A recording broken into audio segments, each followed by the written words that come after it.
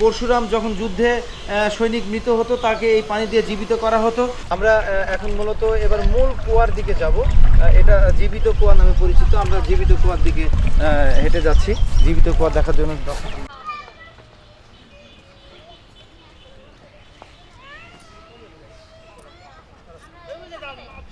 এটা মূলত 18 থেকে 19 শতকের দিকে এই কূপটি অবস্থিত।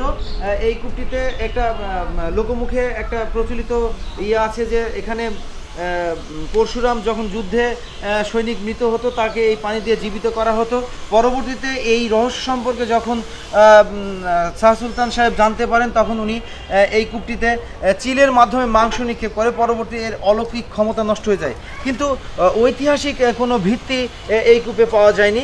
আমরা কূপের মূল অংশটা দেখতে পাবো। ক্যামেরাম্যান সেতু আমার সঙ্গে সহযোগিতায় আছেন,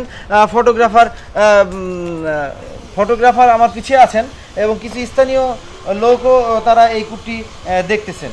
আমরা কূপের ভিতরের দৃশ্যটা একটু দেখব।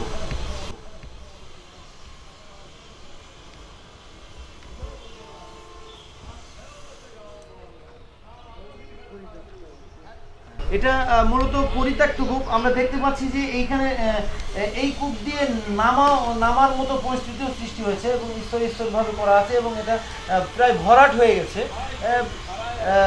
মূলত এই কূপেই উনি মৃত মানুষকে জীবিত করতেন।